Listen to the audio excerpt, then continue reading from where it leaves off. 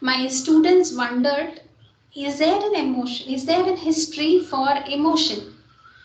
Emotion, we just thought emotion is a feeling or something which is philosophical, but we never know it has a history. But I would say, as the living beings came into the universe, the emotions came hand in hand with them. It is just that we are not recognizing it, we are not giving an importance to it. Okay. So Hippocrates, who is a very famous man, well known to everyone, so we have told brain is the site of emotions. It means emotions comes out of the brain. Is it right? Right. Sigmund Freud. Okay. So Aristotle, he have told people are thinking animals. It means thinking is a phenomenon which is creating the difference between animals and human beings. So he have told people are thinking animals. And Sigmund Freud have clearly explained. Sigmund Freud is one of the most famous psychologists. He have given a lot of theories on emotions, thinking, motivations, and many things.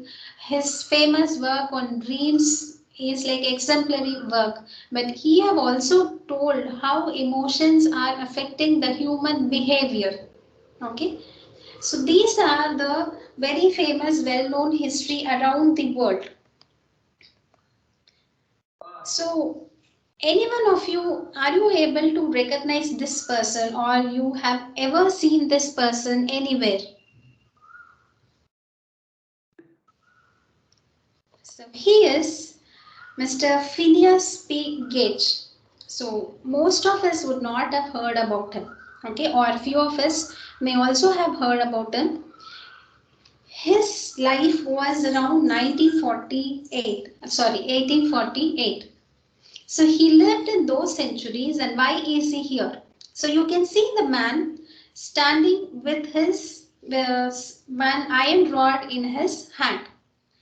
So this person was a civil engineer. He was a construction foreman. Okay, he was working for the American Railroad. So why is he here in between the emotions? Because he was a very friendly man, as normal like us. He was working for the American company, American government, and as a construction foreman. But accidentally, he got an iron rod went through his eyes into his brain. Okay, his left frontal lobe was completely pierced by the iron rod. So, and still he was alive after the operations, after the first aid, emergency measures, everything was given. He sustained. He didn't die. He sustained, and then he started working again.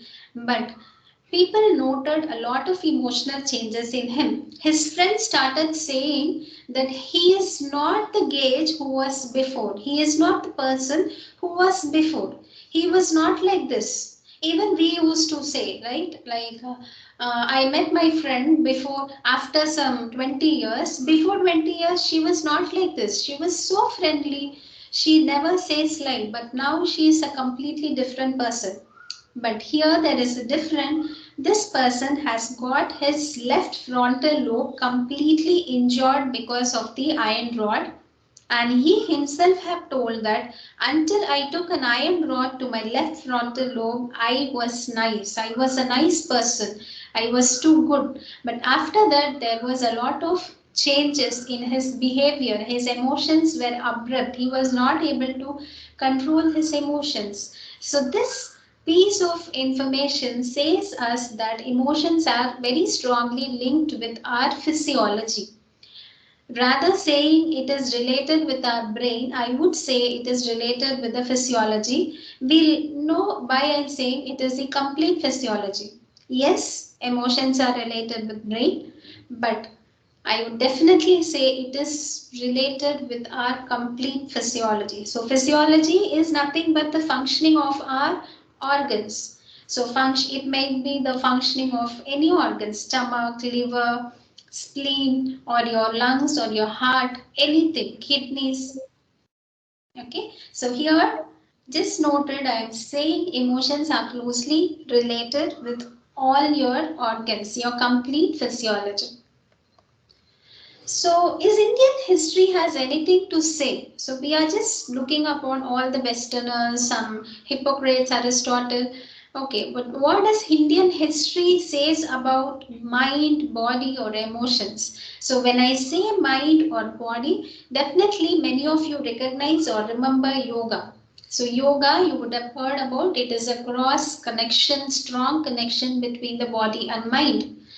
So here, Indian history has a very important role, or we can say very vast role in explaining these functions. So you can see here the Aitreya Upanishad have explained about the 16 functions of mind. We are not going to the detail of these 16 functions of mind, but here if you're just going it like opinion, memory, or awareness, understanding, so these are the functions which is leading to our emotions. It's your desire, it's your understanding, it's your knowledge. How do you understand a particular situation gives you out for a particular emotion. So if I understand my teacher is trying to teach me a good thing, then I would not be bored. My emotion would be different. I would be happy to be in the class. Or say an example, other example, I believe most of the participants are working professionals. So if we believe our boss, usually we face our boss is always shouting or giving us extra load. Fine. So just a simple understanding of your superior or your subordinates will help you to be peaceful. Okay. The knowledge, understanding the area of our working, your opinion about a particular thing, the purpose of your life or purpose of what you're doing, your actions, and the desire. So these are different functions of mind which is giving out to an emotional expression. The Prashna Upanishad have explained beautifully about the internal senses and tantric manuals. There are a lot of tantric manuals in yoga also, which is giving out a very detailed explanation about the physiology of human body.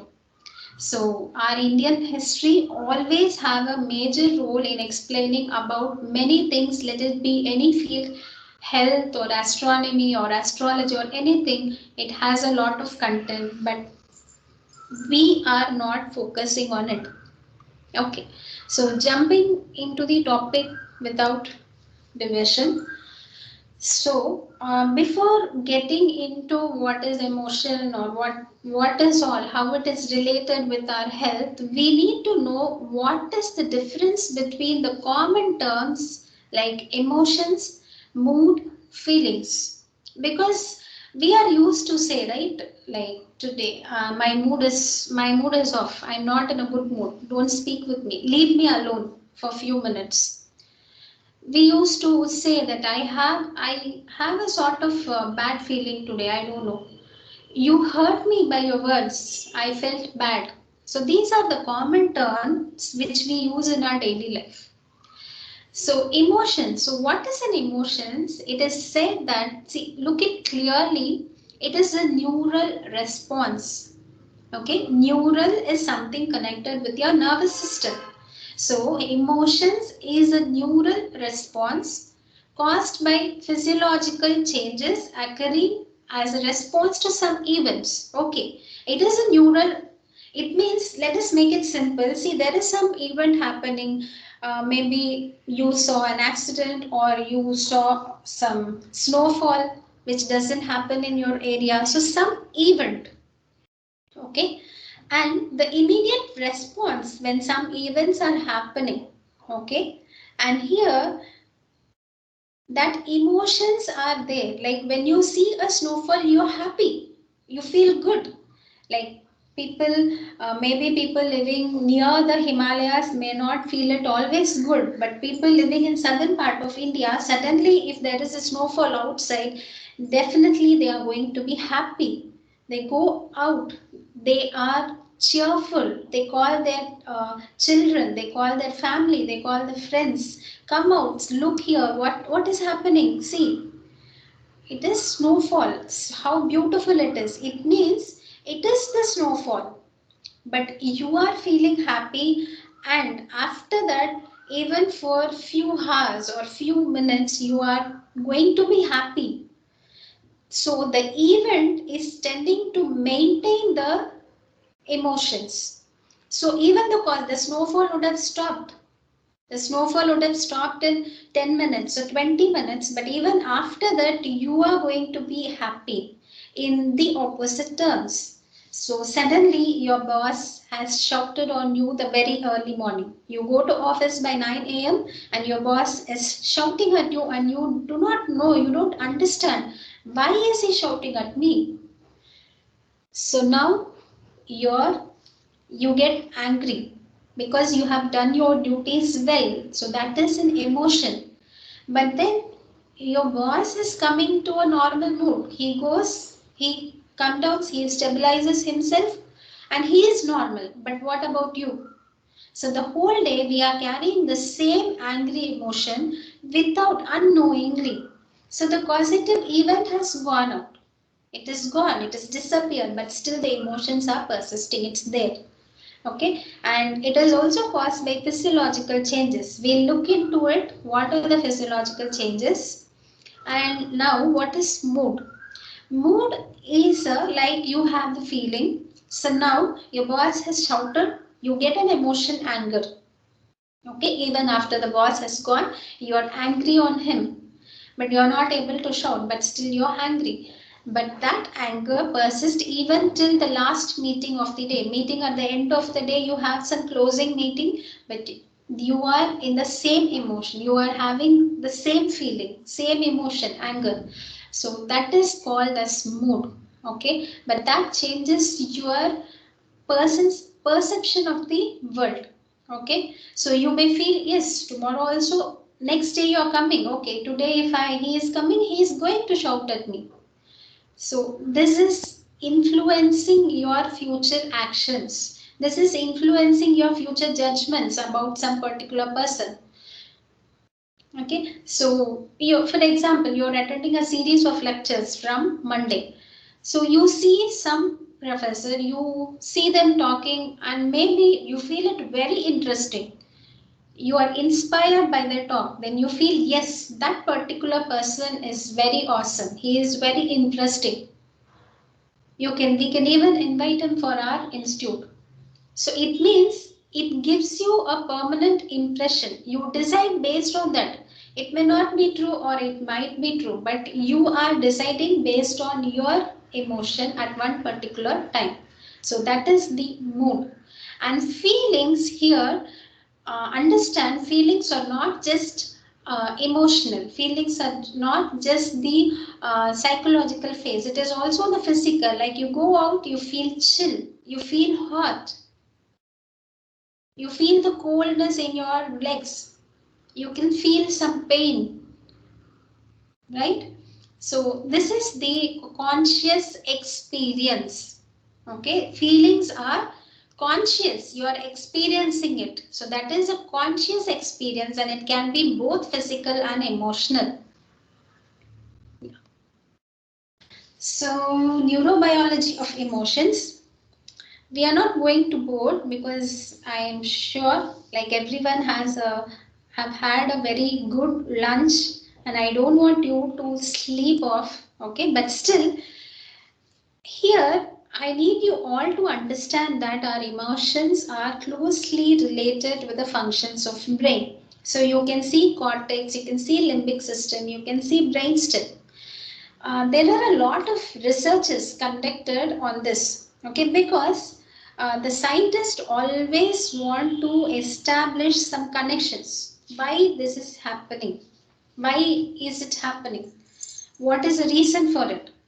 So on based of that, they always conduct some researches. They always conduct some studies. So human experiments are difficult. Okay, fine. Let me take a rat, cut off its head, connect it with 4 or 5 leads, put it under the experiment. Take out the heart, experiment, and put it inside. So it has become very easy for learning. So these are the advancement of technologies where we understand the system, very easily. Okay, so here what they have done is, why is the emotion coming? Okay, from which area is the emotion coming out? Is it from the front of the head, or it is from the top of the head, or is it from the back of the head?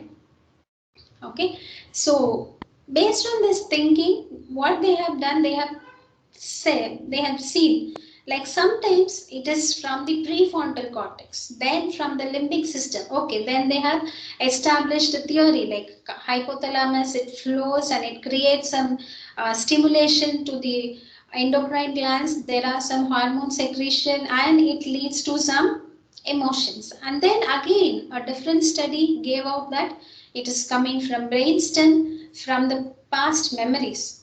Previously, I saw a tiger killing someone. Like a baby doesn't know tiger is a wild animal. So when a 2-year baby is exposed to tiger, and when you never say it that tiger is a harmful animal, it will not know.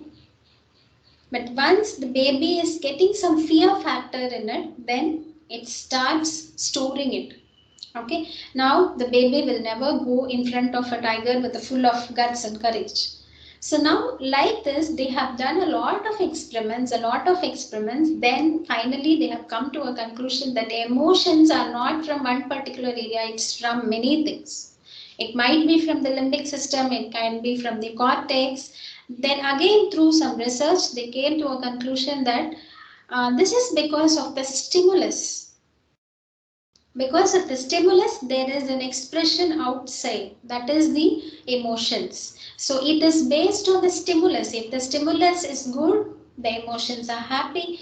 The stimulus is bad or fearful, you get fear or you get anger based on the stimulus only. So this is the research answers after it. So here you can see the sensory cortex. So sensory cortex is the area which is receiving your senses, right? So from there you can see some arrow marks flowing to hippocampus, then from thalamus to lateral. So let us not get very deep into it, but we'll understand that there are a lot of mechanisms which is happening. And in some research it is said that brain takes only fraction of second to take the impulse, convert it into some reactions and trigger several organs for the coping up of the human body. Like what I say here is, you're all sitting maybe at a convenient place now. Like might be your office, your home or your workplace, anywhere. You're convenient, you're comfortable and you're relaxed, you're hearing it. Okay. Suddenly, you see some animals or you see a lot of mosquitoes getting in. So how many of you are going to sit at the same position? No. We are going to shake, we are going to move and prevent us from the mosquito bite or prevent us from the, let it be any animal, it can be a dog, an unusual thing. See, which is going to trigger a response. Like now you are sitting in your office, if your friends are coming in, you are not going to be disturbed, your boss, anyone. No. But when an unusual thing is happening at that particular environment, which you didn't expect, you are going to be startled, you are going to be moved. So when you move, what happens? So there is an emotional behavior, there is some autonomic responses, and there are also some hormonal responses. Okay, so this group of responses is that which is going to impact our health. It can be positive or it can also be negative. Okay, so you can also see some dark arrow mark which is saying that it is startling the fear potentiation. Fear is a very interesting emotion which is commonly studied by many scientists, many psychologists.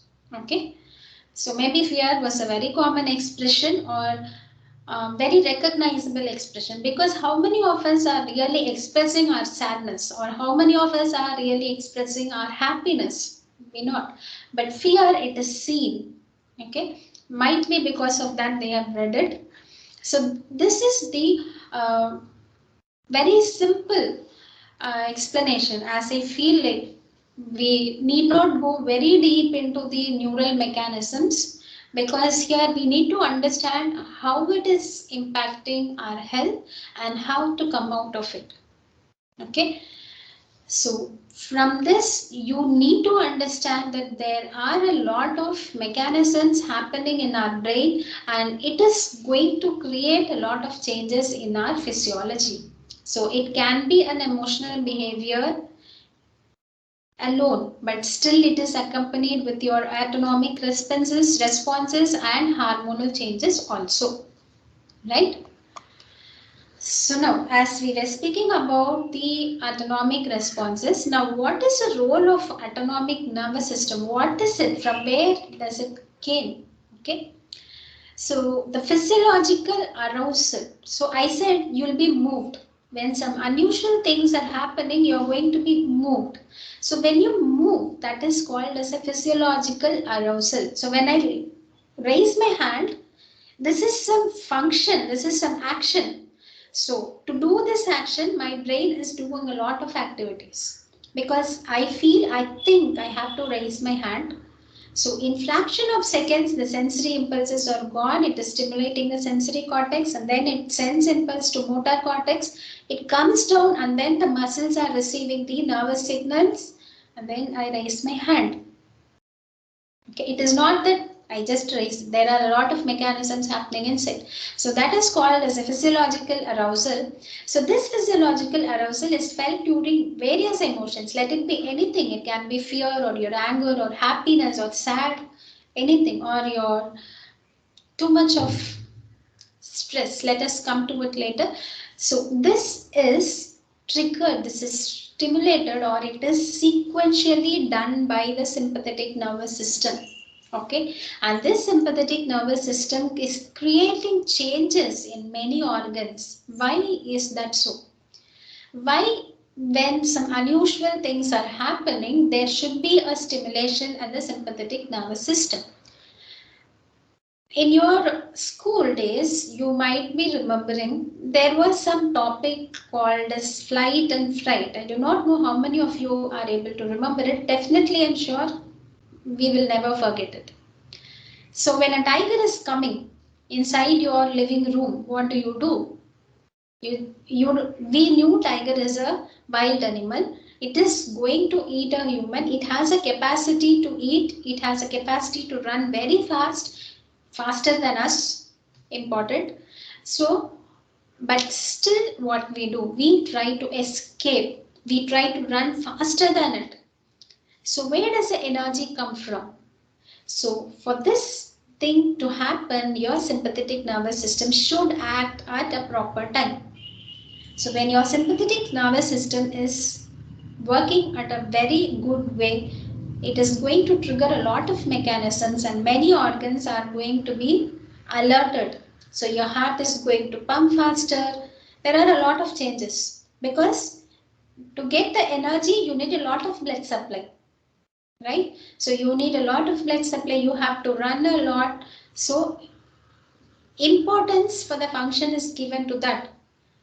Then after this sequence is happening, you have ran and come out, and you have just came behind, hidden from away from the tiger somewhere, and you are safe. Now your parasympathetic sympathetic division calms down your body. So it says the heart to pump slow. Okay, calm down, calm down. Your duty is done. Now go get back to your normal work. So your sweating reduces, your palpitations comes down, your energy levels also goes down, then you tend to fall asleep. So this is the relation. So tiger is coming and you get it. But just remember, my friends, even when you are stressed, the same mechanism is going to happen. That is why we are getting some uncontrolled emotions at different parts of our everyday life. Okay. So here you can see the sympathetic division, like a father is suddenly shocked. Oh, my son is going to fall in the water and he is going to catch. So that is the sympathetic division's function, that is aroused. Okay. Then at this end, you can see the parasympathetic division is calming. He's calm, he's smiling because it's done. He has saved his son, he has got a hold of his son. Now he knows nothing is going to happen. So, what all happens? See, when it is ice, the pupils dilate. The sympathetic division, pupils dilate. Okay? Only see the sympathetic, see your salivation decreases because there is no need of extra saliva when you are in some emergency work. Okay, skin perspires because your blood flow is increased, your sweat glands are activated, breathing increases, breathing becomes faster, heartbeats increase, digestion is inhibited. Means what? There is no importance, priorities. The body, your body knows the priority, so it gives priority to other things, not to digestion. Your digestion is hampered. Adrenal glands start functioning more. It secretes hormones. Immune system functioning is reduced. Noted, when your sympathetic system is activated, these are the functions going to happen.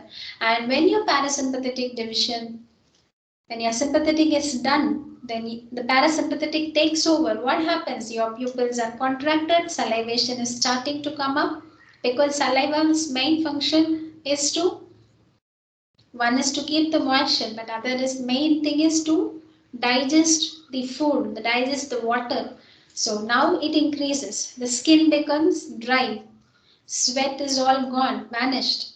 Respiration is coming down, decreases in the sense previously it was very high and now it is coming down.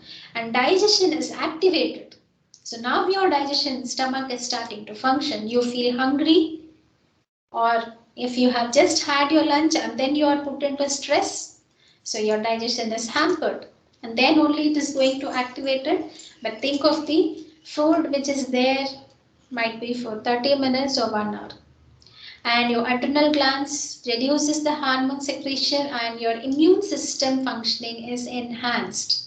Okay, and parasympathetic division's function is to calm down you. Okay, so this is very important for you. Remember this, don't forget.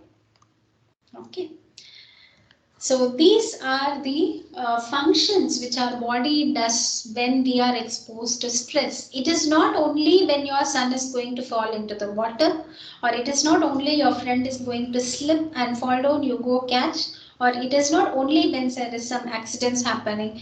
The same thing happens also when you are stressed. When you are stressed, it might be an arousal or down, depression, but when you are stressed, the same things are going to happen. Okay, so how do emotions differ in body signs? Okay, so emotions, like you cannot say when I'm angry only this occurs, when I'm fearful, when I'm afraid of something only this occurs. We may say when you're afraid this is hyper, when you're anger this is good, but in general it is the heart rate which is increasing, breathing which is increasing, sweat glands which is working. Okay, so there are a lot of brainwave activities which the scientists have studied when there are some emotions. Okay, so one small example is that when you are angry, your amygdala is not triggered. Only the fear is an emotion which is triggering your amygdala. So even amygdala has some other good functions than taking care of your fear. So then there is a lot of fear, unwanted fear, that is going to affect the function of amygdala. Okay, so here I don't want you all to memorize what is amygdala, what is prefrontal cortex, what is hippocampus, hypothalamus. No, but we need to understand when there is a stress, the normal functioning of that particular organ is stopped, is suspended till your stress is gone. Okay, and we name the emotions, like this is positive and this is negative.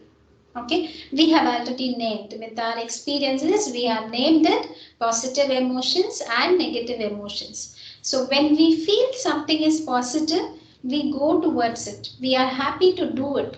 So that is like love, joy, or something which is goal seeking.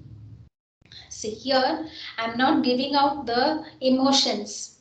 Joy is obviously an emotion, but still, I didn't give it. Can be an anger, it can be a fear, everything can come into it according to me. Because let us take an example of goal seeking behaviors. Goal seeking behavior, like let us take some physical goal seeking. You need to climb a mountain in set time. So someone of you might want to create a Guinness record. Okay, so you have heard someone hearing this, climbing this mountain within this time. So I want to overtake it. Somehow I want to come in the Guinness Book of Records. So I want to overtake him. I can do it. I'm physically fit. I can climb the mountain easily. But what you have to do, what you have to face, you need to face some sort of pain. Yes, you need to exercise. There might be a lot of things you need to change in your everyday schedule and do it. But still, that is a positive for you. That is a positive emotion for you. Let it be a pain or let it be some anger, anything, but that is a positive. It is not going to be sustained for long. You are going towards a goal. Okay, and these positive emotions, which is the perceived by us, okay, this positive emotions are perceived by us, but still it correlates with the left frontal lobe activities. Okay, and here the negative, so which is negative for us, which we feel it as negative, so we withdraw from it. We don't want to go towards it, we want to come away from it. So we come out, we fear, like the school children, when they don't do some homeworks, when the teacher is coming, they tend to hide. Okay, so sometimes we even do it, not to mention. So fear, disgust, anger, depression. So these all the negative emotions, whichever, you may even add few more things. So these negative emotions are connected with your right hemisphere. Okay, so emotions are not same, and emotions, the reactions of the body organs to a particular emotion is also not same. Okay, so it differs. So now you may ask, how can my emotions affect my health? Okay, so we have seen a lot of emotions. We have seen, like, we have not seen what are all the emotions. Okay, we are just seeing in a wider term what it is doing to our brain. Okay, I knew it is creating a lot of changes in my brain. Yes, okay, good. So somebody of you might say, my physique is good. I am doing regular exercises. I am very sincere and devoted to my work. I have no negative remarks. I am a first rank holder. I may be a state rank holder, district player, whatsoever. And my family is so good. I have a loving family. My wife is good, or my husband is good. My children are good. My parents are cooperative. But still, you are depressed at some part of life. You are feeling down. Every day you're not having the same energy level, just same cheerfulness, happiness. You are down at some part of time. Like you feel, no, I am not feeling to do anything. And at that time, if you're forced to do, you're getting anger. So how it is going to affect my health? Why? And somebody of you may ask, everything is good. My diet is perfect. My anger is not going to affect me. I don't have any drinking habits at all. Have you heard of, or have you come across or heard about anyone who is affected with some liver disease? The liver is damaged, but still the person is pure vegetarian. He is not having any alcoholics habit. He is not smoking. Nothing. But how does his liver damage? Lot of people who had skipped non-veg, fine, it's a very good habit, but still, why are they affected? So here the emotions play a very big role. Okay, understand, my dear friends, only healthy lifestyle. So healthy lifestyle for us, for our, according to our understanding, is just good diet, regular exercise. So somebody go ahead and follow the yama niyama, like I don't say lie, I don't steal, I don't cheat, I'm very truthful, I'm very loyal. Good, well and good. I'm very good entirely. I don't have any problem. I have money. I'm from a very rich family. I don't have any problem at all. But still, their kidneys are failed sometimes. They die because of renal failures out of doing a lot of dialysis, painful dialysis. But there is no reason. The person was rich. So you might say like they are also having stress. Sometimes what is the stress? He is donating a lot of things. He must be happy. But some particular emotion would have affected his health. Okay. So health, when it comes to health, it's not only the good physique, it's not only the regular exercise or being sincere, following the yama niyama. Yes, good, but here yama niyama, it also comprises of your mental health. Okay, so now comes an interesting topic here. Do you know your emotions are connected with the health of particular organs? So till now we were speaking emotions are affecting the health. So we spoke about brain. So you must have thought, yes, emotions are affecting the brain. So I should keep my brain healthy. Okay, what are so you start going to Google. So take your mobile, see which are the foods which is going to strengthen my brain, keep my brain healthy, and there are some list of foods.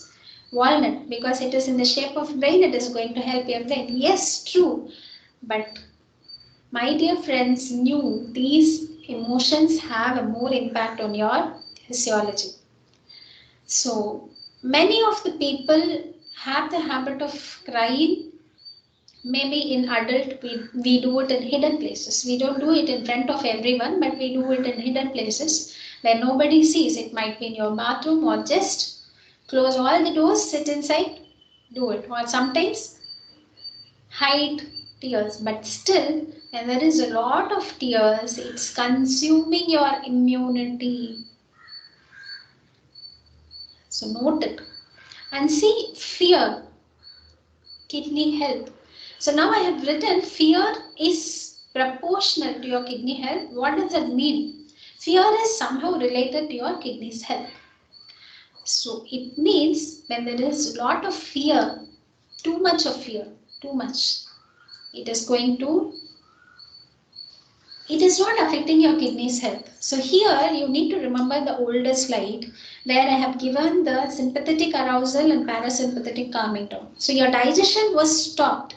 Why was your digestion stopped? Because your body knows, your brain knows that now this task is important for me. I need to focus that task.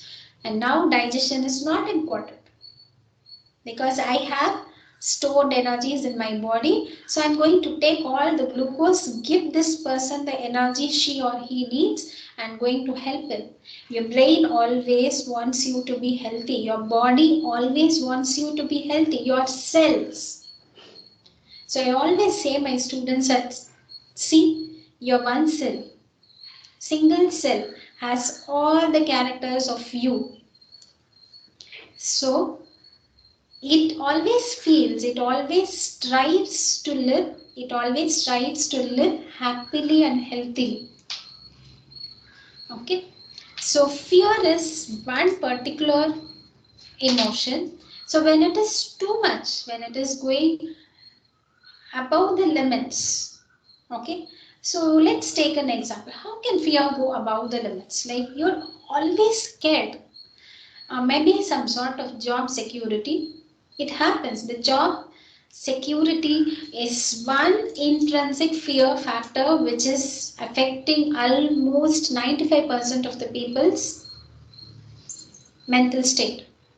Okay, so you have like you don't like that particular institution, you don't like that particular environment, or many reasons would be there, but still you start getting a fear. Would I lose my job? If I speak, will I lose this job? Or if you are a student, this particular teacher or this particular professor is very strict, but still she's so strict, but if I speak out, maybe she'll reduce the mark in my internals, so I may fail. So that is a fear. And 3 years, 4 years, whenever you see her, you have the same fear. So it is constantly you're having fear. At that particular moment, what is your kidney going to do? It will start to focus on fear more and ignore the other functions. This is what happening. Okay, let's make it more simpler. So you are a person, imagine you have, every one of you have some of the capacities. Okay, now for a common example, I am giving you some 5 kgs of weight. Okay, I'm telling you, ma'am or sir, please carry this. I'm giving you it, you're carrying it. Okay, I'm giving you, please take it more. I'm giving more 5 kg, maybe 5 kgs of money or food you're carrying. You're very happy. Wow, 5 kgs of money. You're carrying in both the hands. Now I'm giving you more. Again, giving you more. How much you can carry only with your hands? Initially, you're happy. You don't feel the load. But when it is going more and more and more and more, you are tending to keep it. You go weaker, because your body's energy is, your body is trying to give more energy to take it, because your brain says, you are thinking that you need more. Your brain says, okay, take it more. She needs more, so take it more. You're taking it more, but your muscle says, no, I need more blood supply. I'm not having energy. So brain listens to it, it sends more. But from where? From your other parts of the body. So then your digestion is hampered. Might be that blood supply is not sufficient. Then it goes to other each system. Then finally you fell down. So you become completely exhausted. So just apply the same concept to any emotions. So when it is acute, we used to say acute and chronic. Okay, acute means it is just for a shorter time, but that will be a very peak. It will be at an intense phase because you are experiencing it for the first time. You're very scared. Your urinary system, you might have observed children when they are scared, they urinate. You shout at a 3-year-old kid, immediately he or she will urinate if she is scared a lot. If she is afraid of your voice or your command or your look, your body expressions, if she is scared, she is going to urinate on the same spot. Her kidneys are affected. So fear is associated with that. Okay, and anger.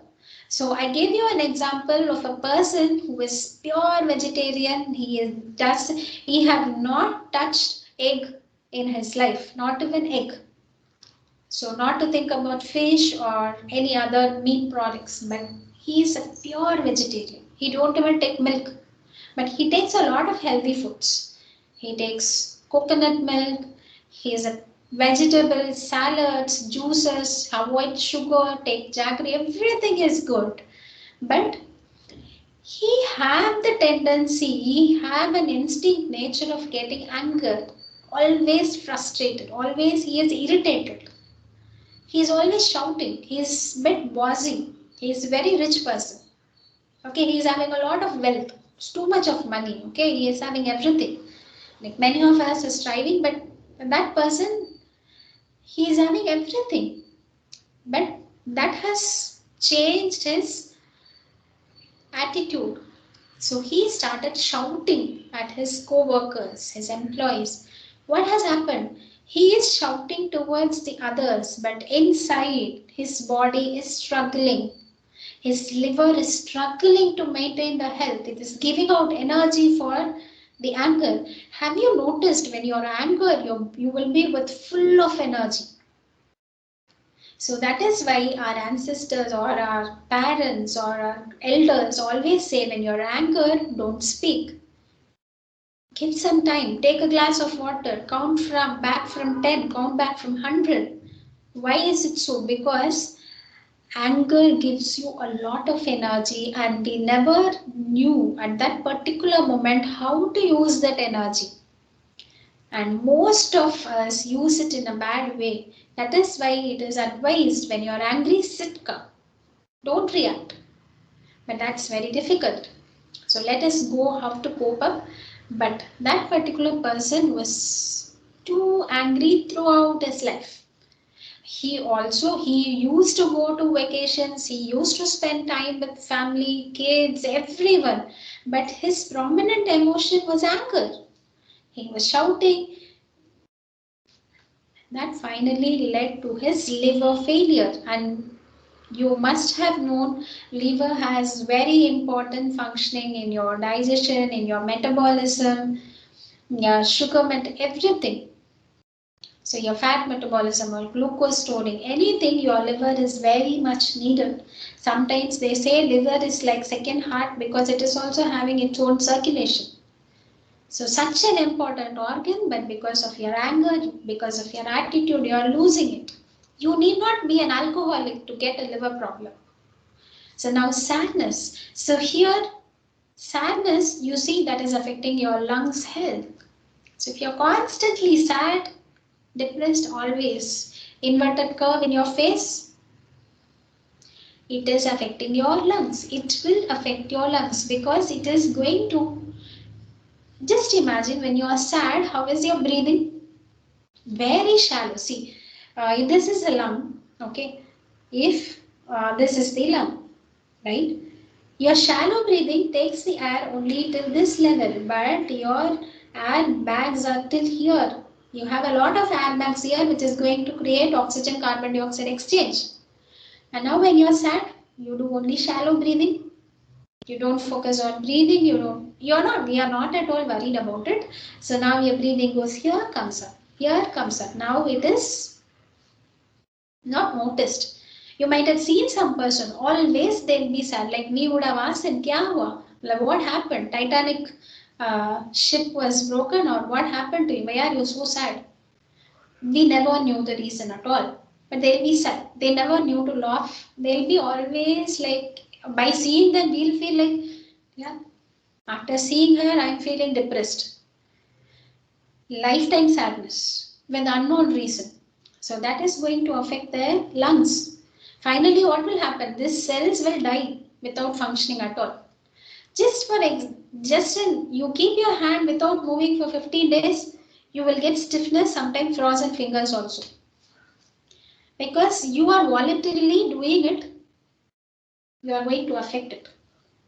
Okay, the person knows he is sad. Everyone is saying him. He is getting a lot of signals from outside. But still, sometimes, see the sad persons, they'll be like, they'll do all the works. You smile at them. Suddenly they're like, huh.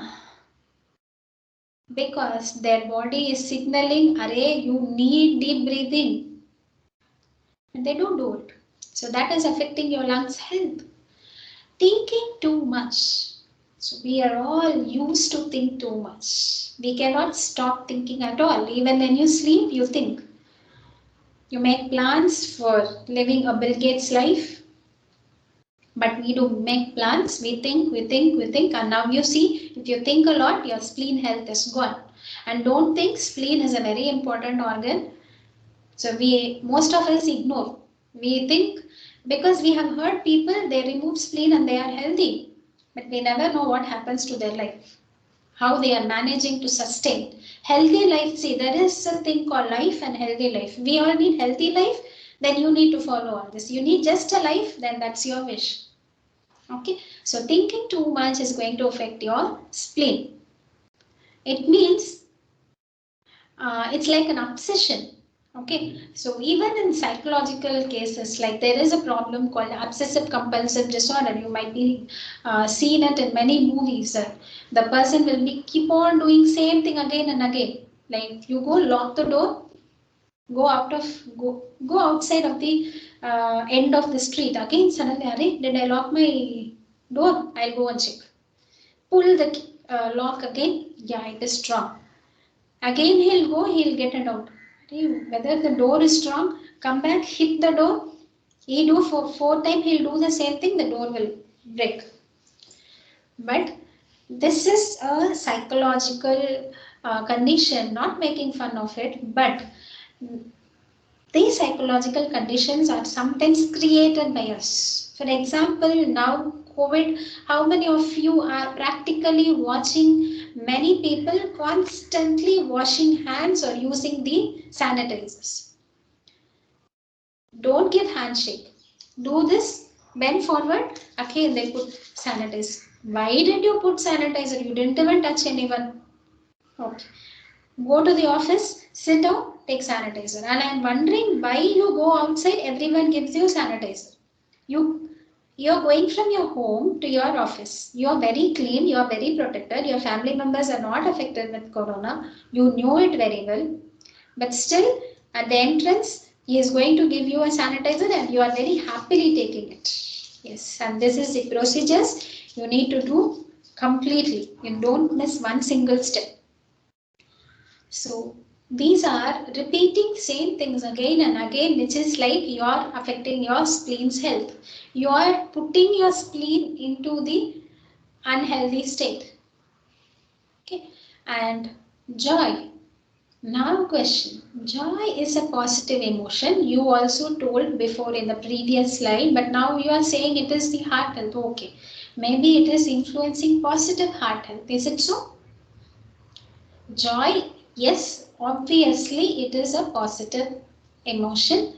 Happiness, we all need to be happy, we need to smile. I was also saying about a person who is always sad. But have you ever seen a person always smiling, always laughing? What do you say? Have you ever called a person intelligent if he is constantly laughing without any reason? No. We say them mad, right? So we used to tease him, he's pagal hai. He's always laughing, no reason. What is this? So that has a meaning like joy is also should be under a limit. Have you seen in movies where the doctor comes and says that don't give any news to your father? No happy news, no sad news, only neutral.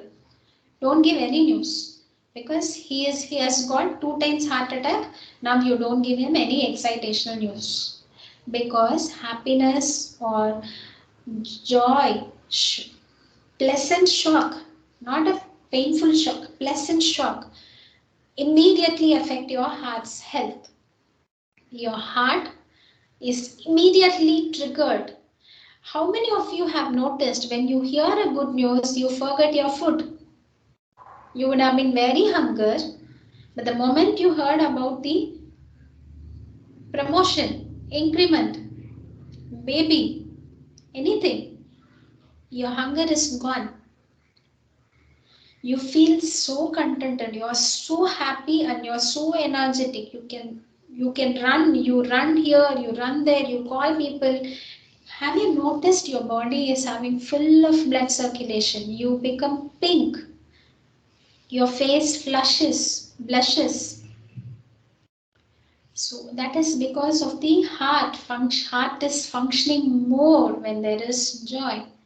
So when it is too much, it is going to affect.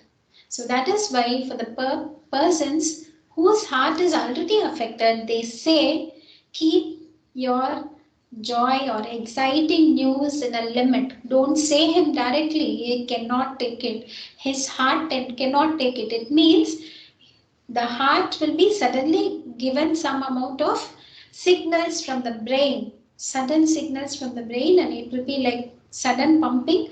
So it is going to fail all of a sudden.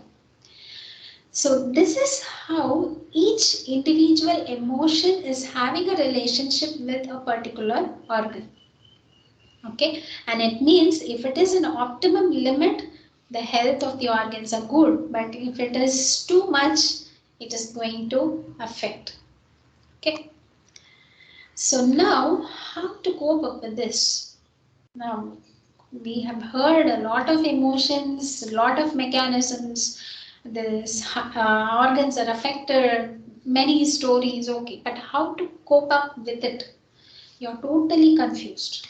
Yes, because we knew anger is bad, but we cannot control it. We have heard of many stories saying count back drink water, move out of the place. But how many of us do it? We don't do it. So you have a lot of things. I would also give you a lot of very simple things. See, from me particularly, don't expect some pill. Like take this, be happy. Yes, I'm giving you a pill, but that pill should be filled by you. I'm giving you a capsule. I will say what to fill in the capsule. You have to fill in it because your happiness, your health is in your hands, not my hands. I can only say have to be healthy, have to be happy, but it's your choice, right? Okay. So now let us take the example of boss shouting at you. You are very sincere. Students, if students are there in the program, I'm coming to you. You can take your teacher or your professor is shouting at you in spite of doing all the assignments, right? Okay. So your professor is not satisfied with you, and here your boss is not at all satisfied with you, like he shouts. So first thing I already told, when your boss is shouting, he is damaging his liver, right? Okay. Now, you are an individual person. Always understand, my friends, we are all an individual persons. Okay, we are not responsible for others' emotions. We can help them. Yes, we are an external factor giving some good news, bad news, yes, everything. But we need to understand, like, you are an individual entity. Okay, when you understand your boss is coming and you knew your boss is going to shout at you. Yes, he is not happy with you anytime. Okay, so think about the options you can go for. Okay, so if you are an employee, you can change your job, right? Or you are very attracted, you're very passionate about the present job. You need to be in that job because I'm very much passionate towards it. I love this institution. I love my boss, but he don't. What to do? But you love it, right? Okay. So in this case, so think of the reality. You'd always say, think of the reality. Okay, he's shouting. First day you are stressed. Second day stressed. But every day if you are stressed, then think you have some problem, not him. This first day, unexpected, fine. But you know it is going to occur every day, right? You know every day if he is something is happening to him, he is going to shout at you. So if that is the case, think of the options which you can do to go away from it. One, whenever he is coming, you can just go to the washroom or you go out for the cafeteria, hide yourself. Okay, you don't see him for that day, you are relaxed. Second option, either you quit the job. Okay, fine. Third, you don't want to do this, you don't want to quit the job. And third is like you ignore. Sometimes ignoring is good because you knew you have done something perfect. You have done it well. And when you ignore, try to take the points which he says. Because while shouting, it's not only the words, it can be something else also. So in that case, if something is like where you can fill it, maybe he says you are not punctual, try to be punctual. If there are very genuine reasons, fine. So you need to analyze before getting it. Okay, so it might seem very impractical to you, but I'm saying you it's very practical. When you get anger, like today, suppose you are tensed, late evening or sometimes sit, talk with someone, with your very close friend or your spouse or to yourself, thinking why does that happen? Why it happened this way? What did I do? What should I do? Okay, come back, come out of it and think. Write down if you need. Take a pen and paper, write down. Nothing wrong in doing so. But don't take long time, take only few minutes and see what you have written. And now if you have to change anything, if there is some fault, you change it. Some of you might be submissive. It means we don't want to speak out at all. Then just ignore. And some of us may be outspoken. Try to just go forward straight and ask, but ask in a polite way. Here in emotions, the very important part is like how do you express it? Even a positive emotion, how do you express it? When somebody is already crying, is already in some.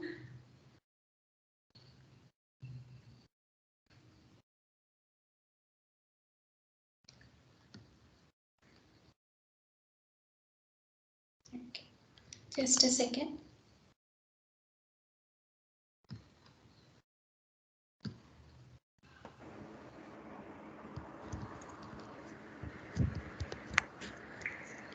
Yeah, I hope.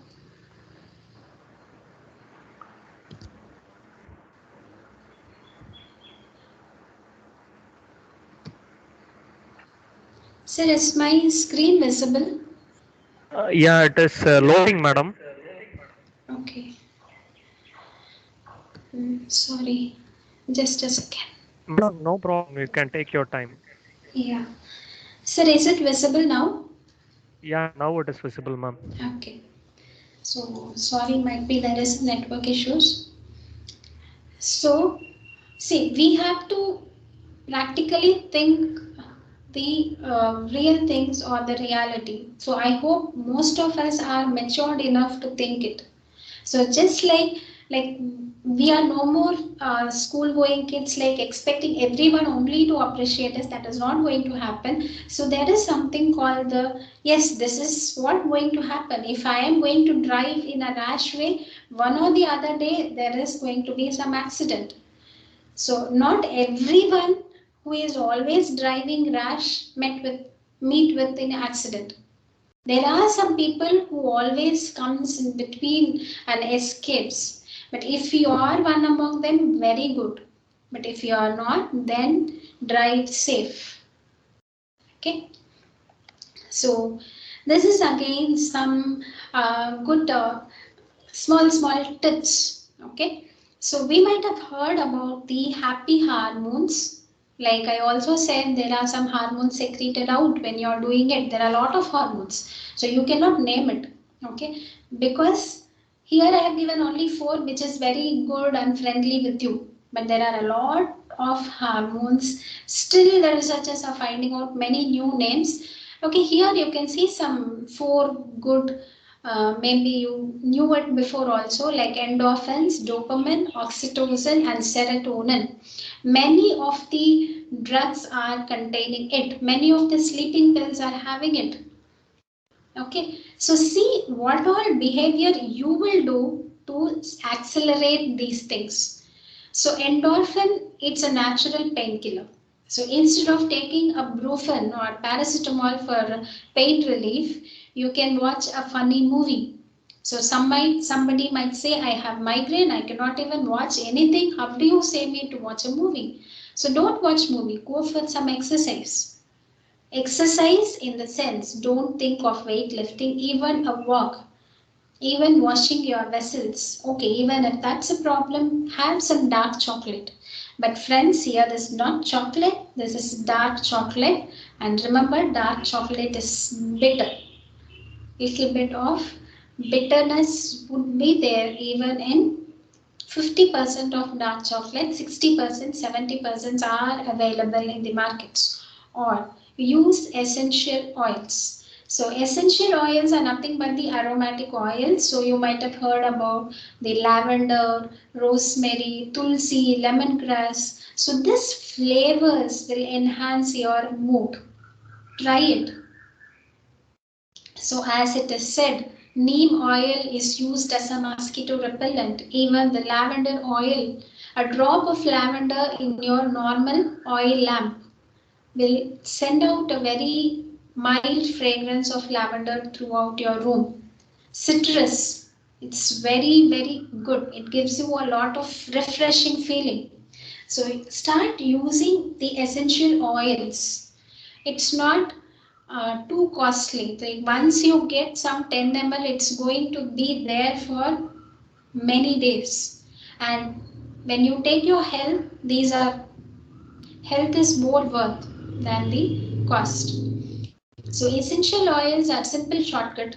Rather than watching a funny movie or eating dark chocolate or exercising, essential oils are good. And here it relieves your stress. Just try it. It has worked for many patients. And dopamine, it's a reward chemical. So whenever someone is coming and saying, "Wow, you have done a good job." Nowadays nobody say it, but still, when you receive that reward, your dopamines are pumped out. Okay, so if someone of you, like, you might ask, who is going to appreciate me? Nowadays people don't appreciate, I agree, but you can appreciate yourself.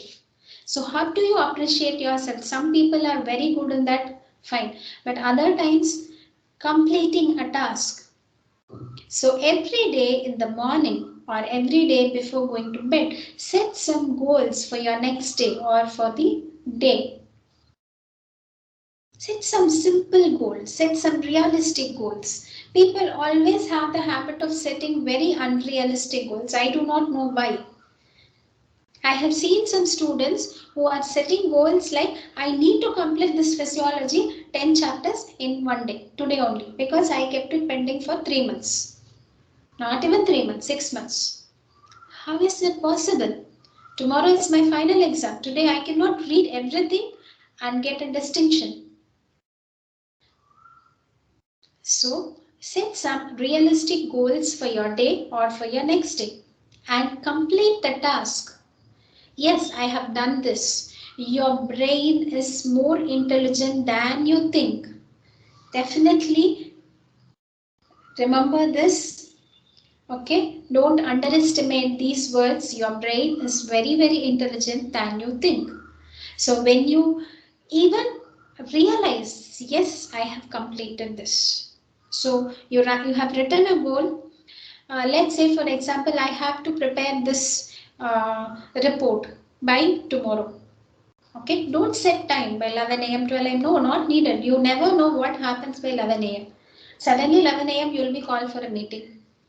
Suddenly 11 a.m. there is a power shutdown and you are not able to work. So don't keep timing targets. Just tomorrow I need to do these things. So then your report is done. Your brain will immediately attend. Wow, good. It will send a shot of dopamine.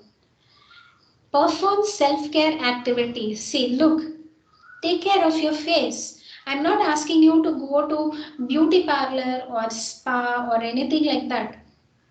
It's not needed to go for a facial, waxing, threading. No, no. Self-care activities is, yes, today I prepared a salad for my health. Today I prepared a new recipe. Just checking whether your things are hygienic, good, clean. So any self-care activities.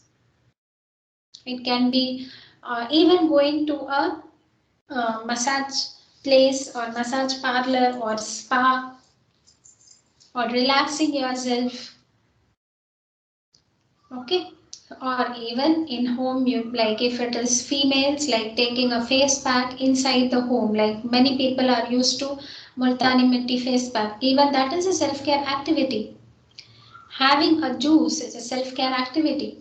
So performing a self-care activity, your brain is there to appreciate you. It will send a shot of dopamine. Striving towards a goal, trying to complete a goal, also your brain is appreciating you. Eating food, which is a very simple task for many of us, including me. So eating food, your brain is going to send a shot of dopamine. But here, it's not always the fast food, not always pizza. Okay, sometimes once in a blue moon, it's good. Okay, fine, it can happen. We are all humans, but not every time. Okay, and oxytocin, this is a love chemical. So love chemical to build up the emotional relationships. It can be with the dog and cat. With dog and cat, we play. The dogs and cats, if you have played with your pet animals, they just come for a hug. They just be with you for some touch. They just don't sit with you. They come, they play with you, they climb on you, they hold your shoulders with the paws. So they do it. Playing with a baby, Beautiful way of increasing your oxytocin levels. Like you just lose yourself playing with babies, hugging a loved one. So you can hug your friends, anyone. Hugging is not a wrong act. So hug your children, hug your babies. So many girls have a habit of hugging teddy bear and sleep because they are getting emotionally attached to it and they feel better. Babies, they hug the toys and sleep. So they get that emotional attachment. So here, hugging a loved one, hug your mother, hug your father, okay, and giving or receiving a compliment. A compliment may not be always a physical material like gifting a pen or gifting this. No, not needed. But everyone may not be able to afford it. But simple handmade cards or simple wishes through the words. Wow, you have done a very good job. Giving rewards to others. See, when you are rewarded, your brain is sending you dopamine. When you reward others, your brain is sending you oxytocin. What a beautiful mechanism. So why not we do that? Give a compliment to someone else. Wow, you have done a very good job. Nice. Appreciate someone. You also feel it. So our elders have always said, what you give, you receive it back. So you give it, your brain is giving you oxytocin. You don't wait for your karma to come and play back. Your brain is immediately giving you oxytocin. Okay. So next is a serotonin, which is very most commonly heard by many people. It's a mood stabilizer. So how do you get serotonin? Completely a physical activity. Just do any physical activity, either run or walk. Go under the sun, meditate. Okay, it's there, but still many people we are confused about what is meditation or what is concentration. But still, at least if you can sit quietly in a place for 10 minutes with your eyes closed, fine.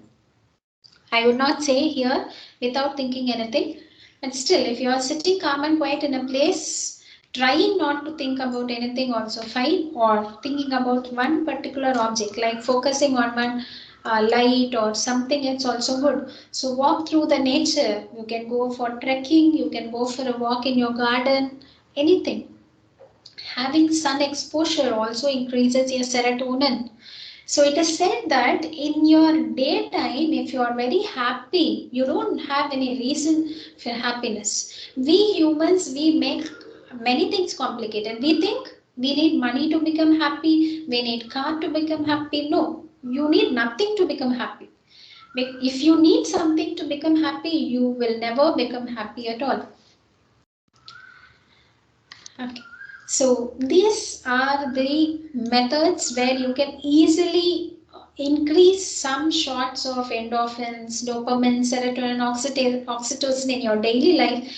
And just you can go back and you can refer what is endorphin, what is dopamine, and what is oxytocin or serotonin. You can see a lot of medicines which is selling which a lot of pharmaceutical companies or a lot of food supplements which is saying that it is going to increase this or it is having this or it is having the artificial form of not a natural supplement.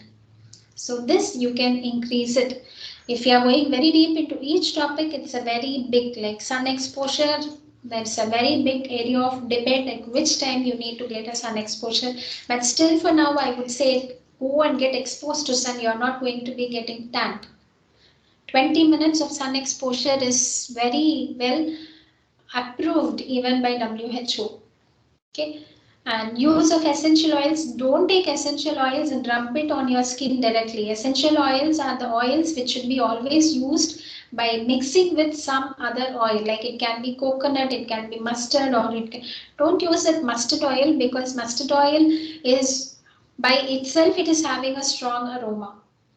So we'll not use mustard oil. So you can use some plain oils where like olive oil doesn't have any smell. Coconut oil you can use, and there are a lot of simple oils, so you can use that.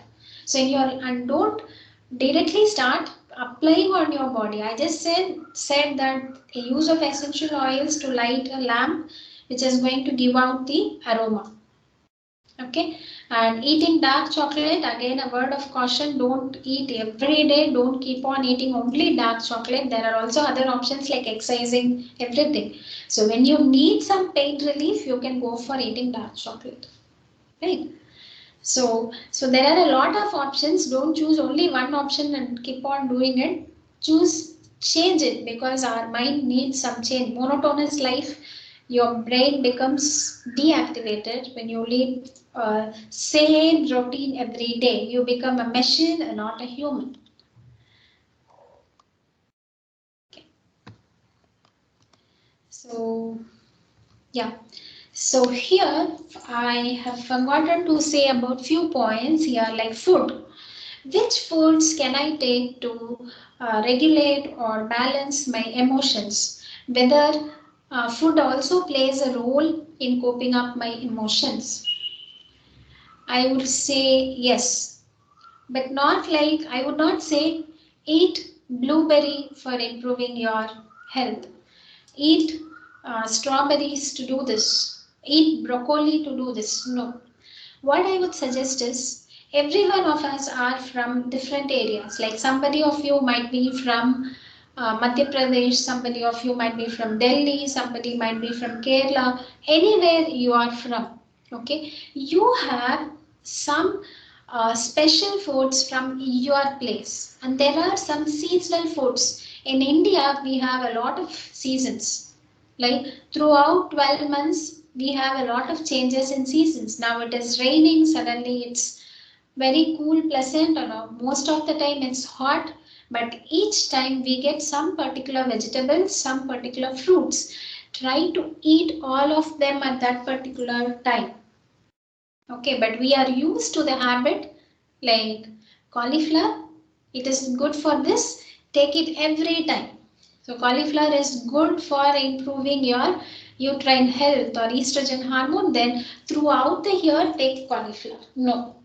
So that is a very wrong concept. Okay, whenever that particular food is available, take it plenty. That will not affect your health. So when there is a bottle gut in a particular season, have it. Okay. So there is no particular food. Like I cannot say have omega-3 fatty acids, you'll be fine. You'll be having a very stable emotions. Then definitely nobody of us would have come here, or nobody of us would have any health problem. So there is no one pill cure. Like take omega-3 fatty acids, you are fit and fine.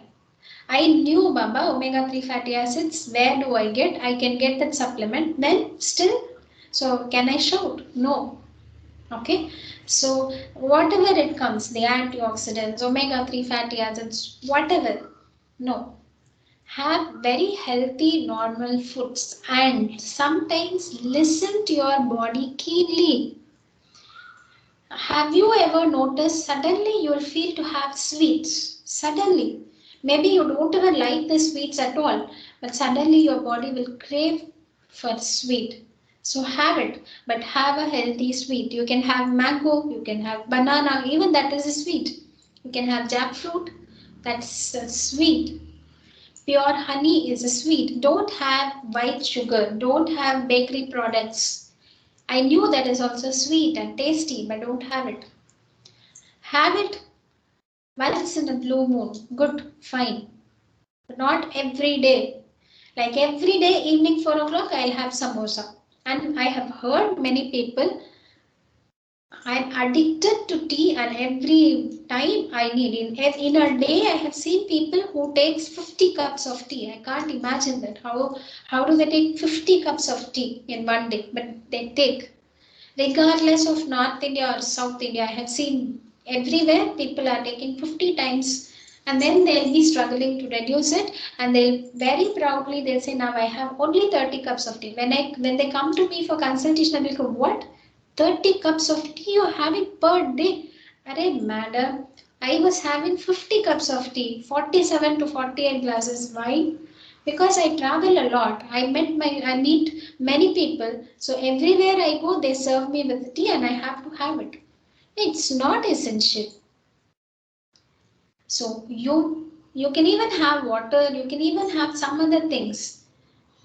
See, ancient times, like when humans was evolution happened, humans were out there, they were eating meats, right? I agree, I understand. But why? Because they didn't get the other foods, they started having meats. So for survival, it was for survival. But now we are having foods for our taste buds.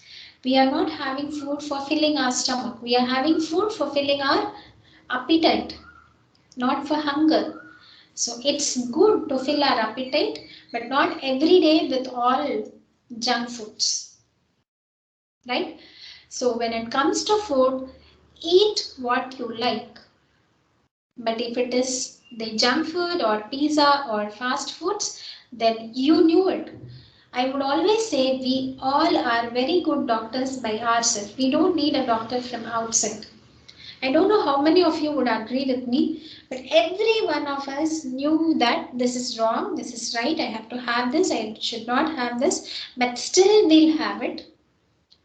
So I think I have time.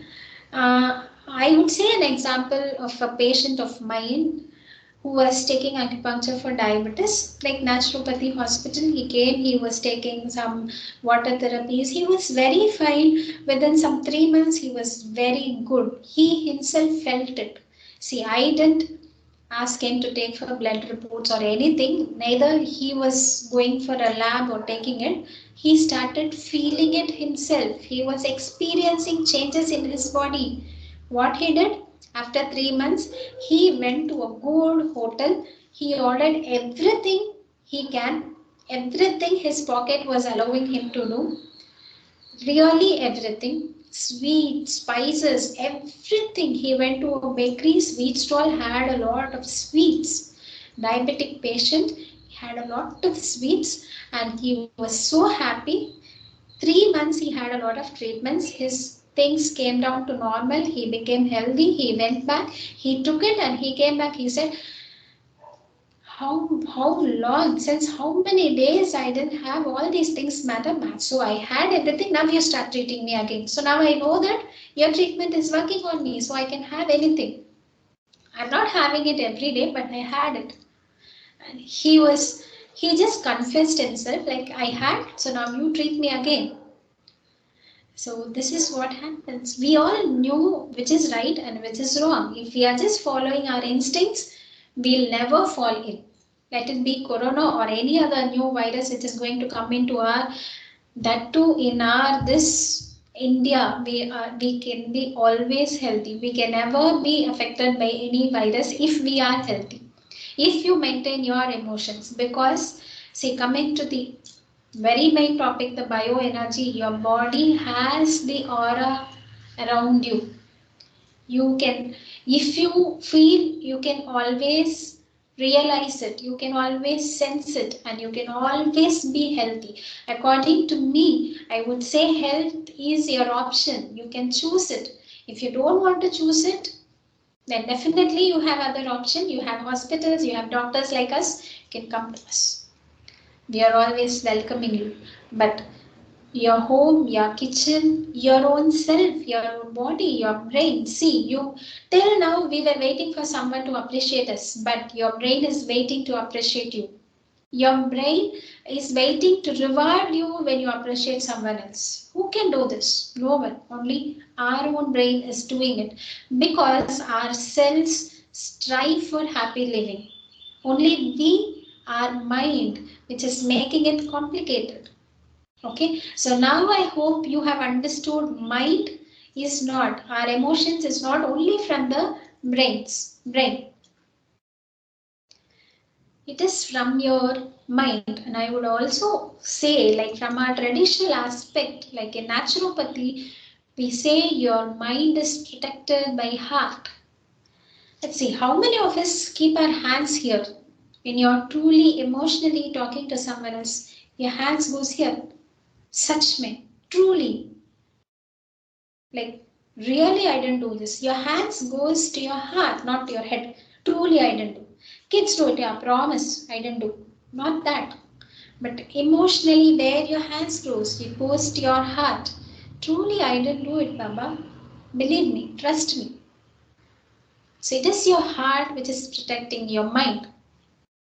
Okay, but you also knew your emotions are affecting many other organs, so take care of your organs, right? So here you can see unexpressed emotions will never die. It means it can also, I can also reframe it like suppressed emotions. Okay, don't call it unexpressed. It can be unexpressed also, but suppressed emotions. Like you get anger, somehow throw it out, not in an agreeable way. Okay, so when you keep it suppressed inside, like what our painkillers do, like what our brufen do, it suppresses. So don't suppress, it will never die. They are buried alive in the sense what it will anytime it will come out in some ugly way, like the zombies which are coming out because zombies are having some lives. Like now zombies are called as a infected person, infected with some virus. Now I really fear a new virus should come like a zombie to us. So it will come out in an ugly way someday or the other. So it is not said by me, it is said by Sigmund Freud.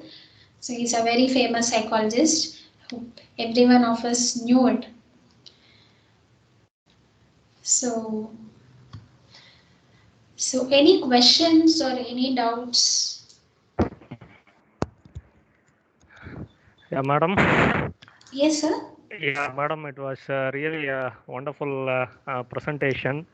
And in fact, today's session was completely different than all the sessions that we have conducted in our earlier schedules. So you have completely connected both the energy as well as health aspect in a single channel. So as a doctor, again, you have proved that. So you have connected everything, madam. So Thank you. especially, Thank you. yes, madam. Especially, you have connected the emotions like tear, fear, anger, sadness, and thinking. Too much thinking and joy, and you have connected what are the side effects or adverse effects that may be caused due to these what is emotions. That was indeed very excellent, madam. And also you have discussed about the hormones that is being generated in our body like endorphins, dopamine, etc. So in fact it is also very classic and marvelous. So in this point I would also like to quote one thing, because already we have dealt with the chakras and aura. Madam has Okay. discussed about the hormone endorphin. So endorphin is primarily generated in our hypothalamus and pituitary glands. So naturally, it is a naturally produced chemical by our nervous system. It is mainly used to cope up with pain or stress. So in what way our body is being connected with this energy body means, so in the first class we have seen that all sorts of emotions and our sadness, stress, it is being what to say, connected with our solar plexus chakra. So solar plexus chakra mainly deals with your anger, emotion, sadness, etc. So to connect with that point, what I'm trying to insist is, so we have practiced different sorts of meditation and other cleansing and energizing techniques, and definitely, so if possible, if we have a measure of this endorphin, if we have a measure of this endorphin count before doing such practices and after doing such practices, so definitely I hope that this increase in magnitude of this particular hormones will be enhanced, and also our solar plexus chakra will be completely activated. So this may be one of the scientific fact to prove that this system is working properly, and we can also prove it in a scientific manner. And some of the participants in their earlier feedback, they have asked that how to publish papers in Scopus Index journals in this particular area. I hope these kind of scientific measures and explanations can be added in your paper in such a way that you can compare the data with the before meditation or before doing some practices, after doing some practices. In such a way we can publish papers in reputed journals, and we will be also sharing the list of journals that supports these kind of publication in spiritual and spiritual, mental, and physiological aspect. We will be sharing it. And thank you very much, madam, for your very wonderful presentation. And now it is open for the participants. So as usual, participants can raise your hands in order to avoid interference. You can raise your hands so that we can give chance one by one to interact with the madam. So those who want to interact, please raise your hands. I will be giving you the mic. Yes. So first I would like to give the mic to Dr. Madhuri. Yes, madam, your mic is enabled. You can interact with madam now.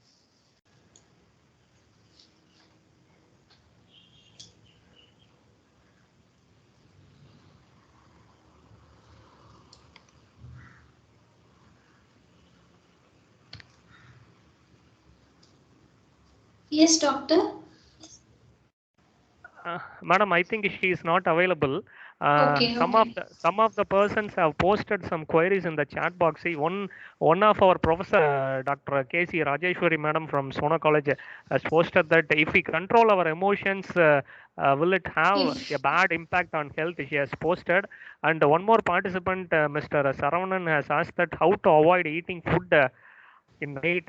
So அவரு எப்படி ஃபுட்டை avoid பண்றதுன்னு கேட்கறாருன்னு நினைக்கிறேன் madam, கரெக்ட்டுங்களா? okay. So, as a Uh, doctor, in your perspective, you can answer both the questions, madam. Okay, so thank you, sir. Thank you.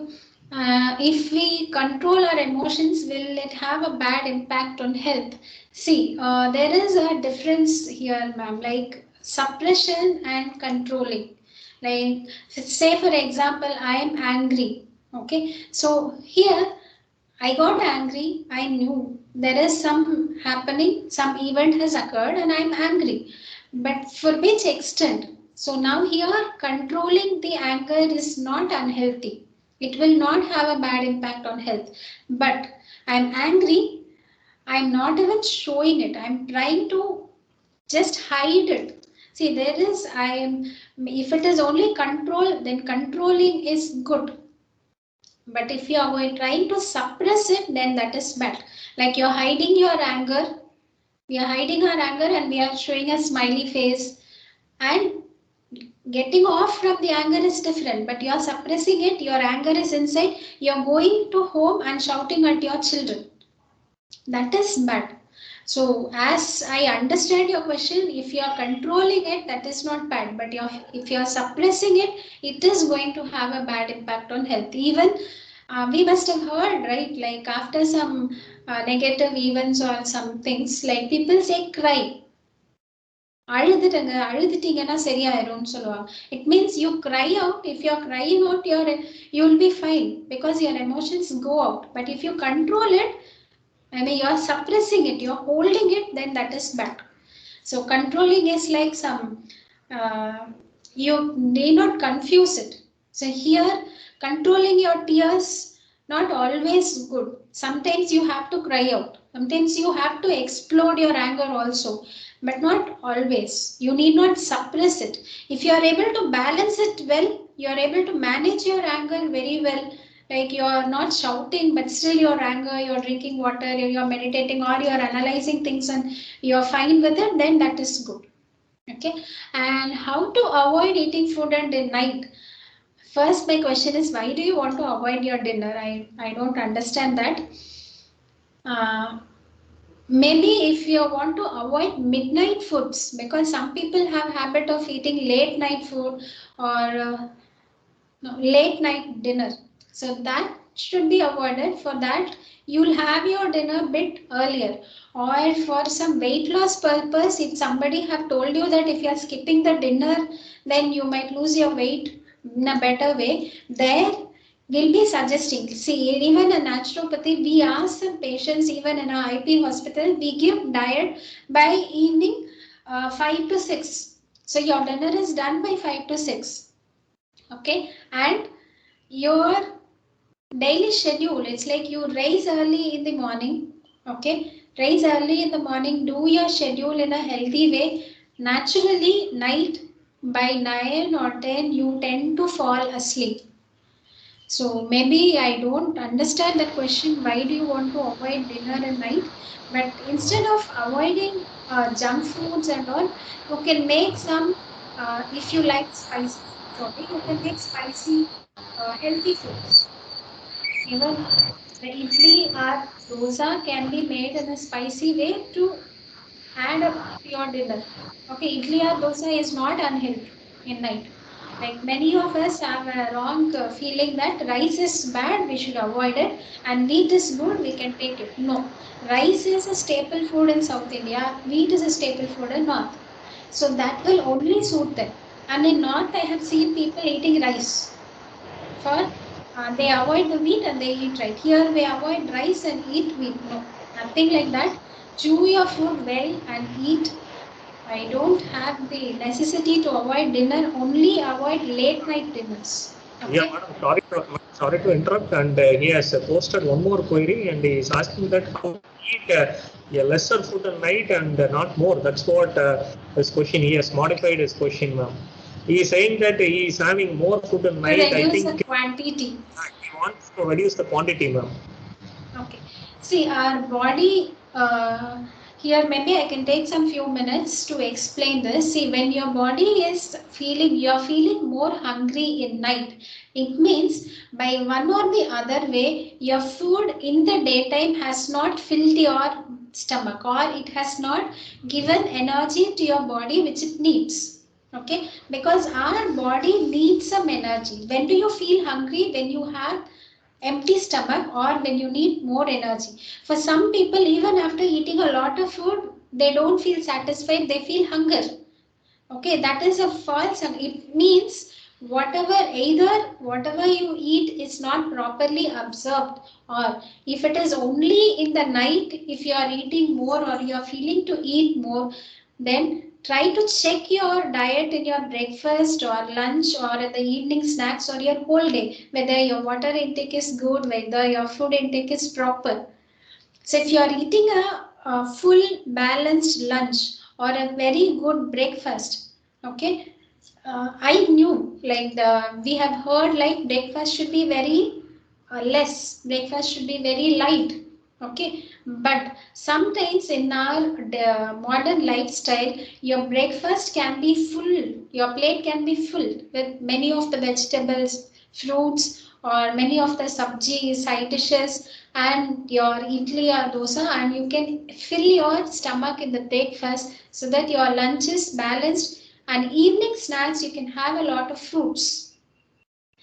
Many of us have juices, but I would recommend to have fruits as such instead of taking juices. When you bite and eat the fruit, you get the fiber and you get a satisfied feeling. So maybe you can try this to reduce the quantity of your dinner. So if your query is still not clarified, you can ask it again. Yeah, thank you, madam. I hope you have clarified the query of the participant, Mr. Sharavanan. And now, Dr. Malati, professor from Civil Engineering, wants to interact with you, madam. Malati, madam.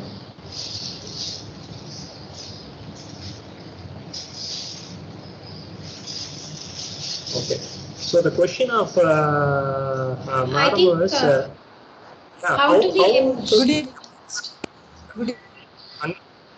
Yeah, madam Can you came hear online. me? Madam, Can you madam, hear me, proceed. ma'am? Yes, ma'am. Yes, ma'am. I can hear you. Actually, you mentioned about emotions. Sometimes due to the anger or some other emotion, immediately we are reacting. So that the clash and other things, feel that why I reacted that much. Then how we can balance this emotion instead of suppressing, how we can show that anger. Yes, ma'am. So that is a very, very, very good question. So there are few methods. Like here, rather than explaining the philosophies, there are some methods by which we can be emotionally balanced. Okay. So one of the method is yoga, like you do know it, but we don't have time for doing it every day. But what you can do is like a medicine, like in a day for 10 minutes, try to sit like you might be having a puja room or a small area where you light the lamp and keep it there with some oil. So we do have the habit of doing it. So you can sit in front of that and constantly look the jyoti, the lamp jyoti. You can just focus on it for some 10 minutes. Okay, so how this is going to make your emotions balanced? It is going to take off the clogged toxins from your mind.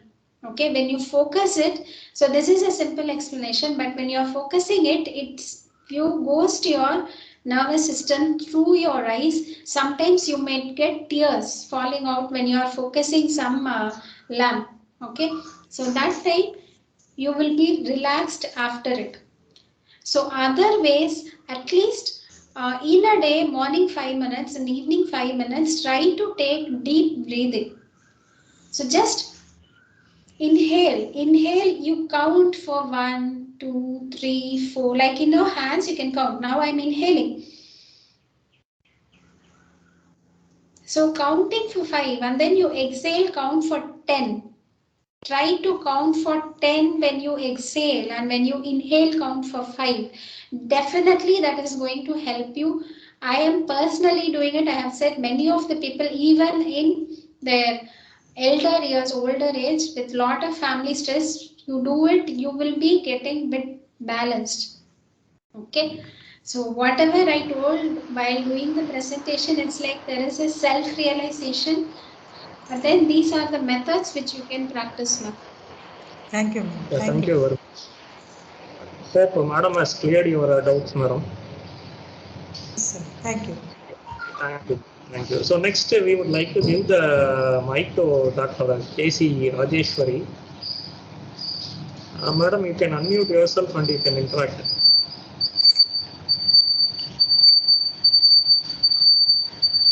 Madam, Rajeshwari, madam. Madam, in the meantime, one more question. Suppose if you are stressed, we will eat more. You Yes, said that because our system needs, we are eating more. Somebody asked that during night time I am taking more. Mostly we are also of the same type, because morning time we are in a hurry, we could not take, and afternoon also we are taking some lunch box. But evening after that only we are taking more food.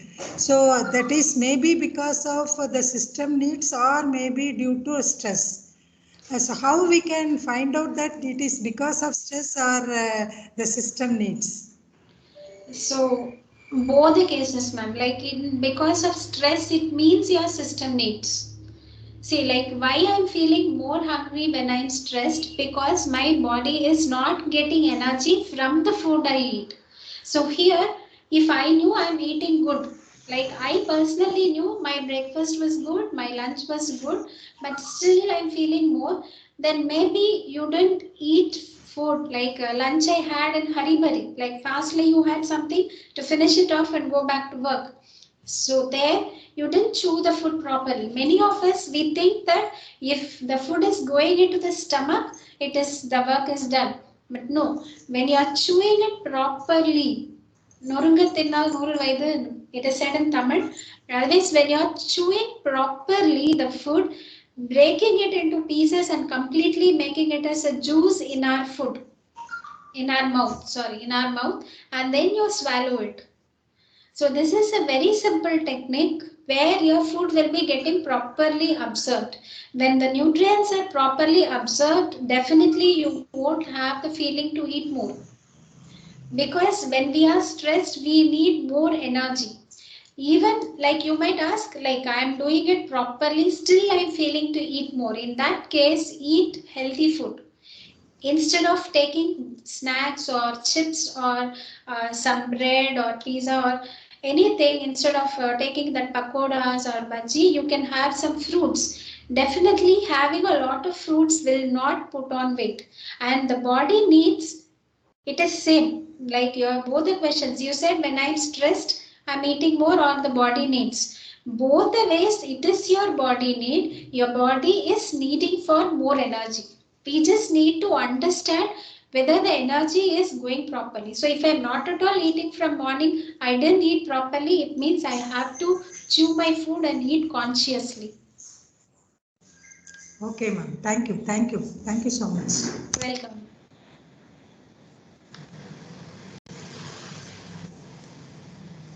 Madam, this is Rajeshwari Yeah, ma'am. Yeah, from ma'am. Sona College. Thank you very much for the wonderful session, ma'am. Thank you. It's very useful also. Madam, I have a doubt whether the suppression of emotions will increase obesity, especially, or sleepiness, or Definitely. sleepless nights will increase obesity. Whether is there any connectivity between these two? Very much. There is a lot of connections, ma'am. Here it's like our topic was emotions, but here when I said kidney is taking care of this emotion, liver is taking care of this emotion, these organs are interconnected. Like I have seen many patients who sleep a lot after a lot of stress, but that will increase their weight, obese. They become obese because they sleep, they eat more, but the energy is not properly given to their body. Okay, so definitely suppressing the emotions will have negative impact on our body.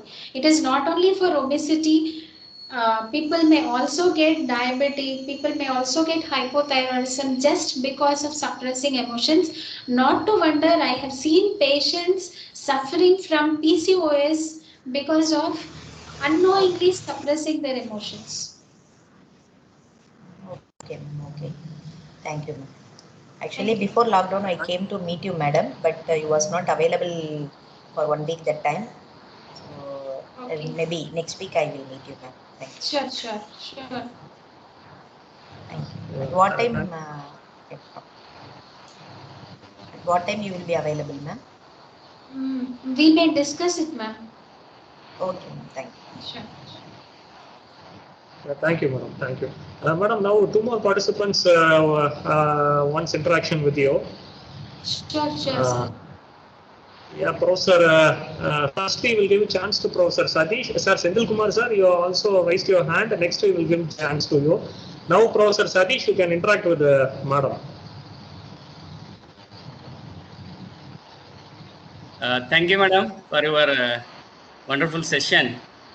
Madam आपने तो हमको tension ला के दिया ला दिया क्योंकि Okay. ज़्यादा हंसना नहीं है, ज़्यादा रोना नहीं है, ज़्यादा गुस्सा नहीं करना और ज़्यादा बातें भी नहीं करना है. जब तक बर्तन का आवाज़ नहीं आवे गुस्से से तब तक के लिए दिल भरता नहीं है मैडम. नहीं sir. Sir? No. Sir, if your questions are being asked in English, then everyone.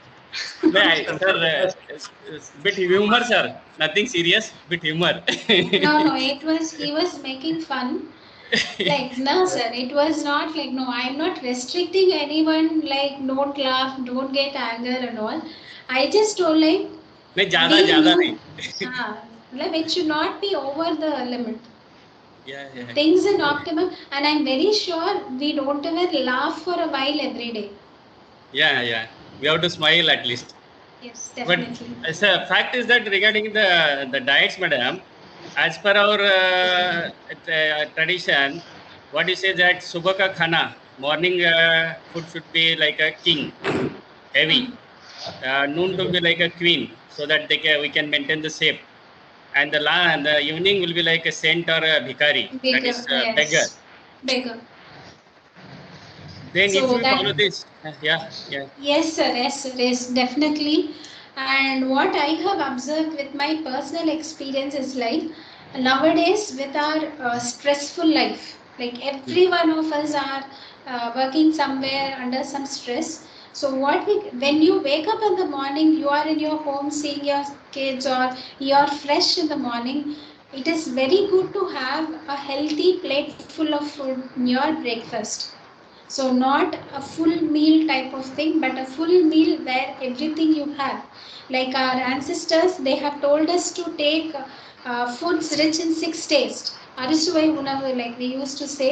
So that type of food, if you are having in the breakfast or lunch, it's very good. And if you're having that, definitely your dinner is going to be less. So definitely you can follow it. Yes, sir. Yeah, thank you, madam. Thank you, sir. So next, I invite Dr. Madam Renika Devi from NITTTR to raise his questions to madam. Madam, thank you very much. It was a wonderful, both the theoretical as well as a practical lecture. Means you gave us the theory behind emotions and how the different organs are getting affected. There was one thing I just want to get clarified about. You were telling about the positive effects of amygdala. Yes, ma'am. So can you just enlighten further on that? For let me just make a state like for everyone, like how everyone can understand here, like not only amygdala, ma'am, like for our each organ or each emotions, let it be fear or let it be an anger. So it is creating an impression. So when it is acute in the sense it is there for a short time and it is giving a positive reinforcement. Like I hope you understood. So if when it is giving a positive reinforcement, that is the good or positive side of that particular emotion. Okay. Okay. Thank you, madam. So Thank you it's very like much. Okay. what I'm trying to say is even fear is this, like when you don't have fear, like when we used to say, right, kids should have some sort of fear so that they'll have a disciplined behavior. That is a positive intention. I understand. Yeah. Yeah. Thank you, ma'am. Thank you very much. Thank you. Thank you, madam. Thank you. Thank you, both of you. Next, I would like to hand over the mic to Professor S.R. Senthil Kumar. Sir, you have raised your hands. You may proceed, sir. Yeah, thank you, sir. Thank you. Madam, thank you very much for your enlightened talk for the past 2 hours.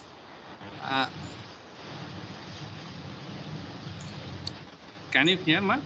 Yeah, Sorry, yes, I can hear you, sir. Yes, sir. Yes, sir. Yes, sir. So thank you very much, madam, for the past 2 hours. You enlightened many informations, but these 2 hours is not sufficient because it's a need of the topic.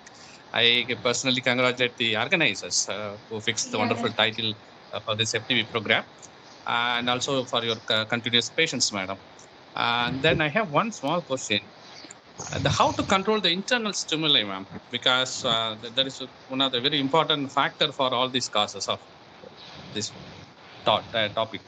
And how to control this internal stimuli, because this internal stimuli, which is a reason for the other factors like mood, the electronic edges and availability of food, which normally stimulate our food habits.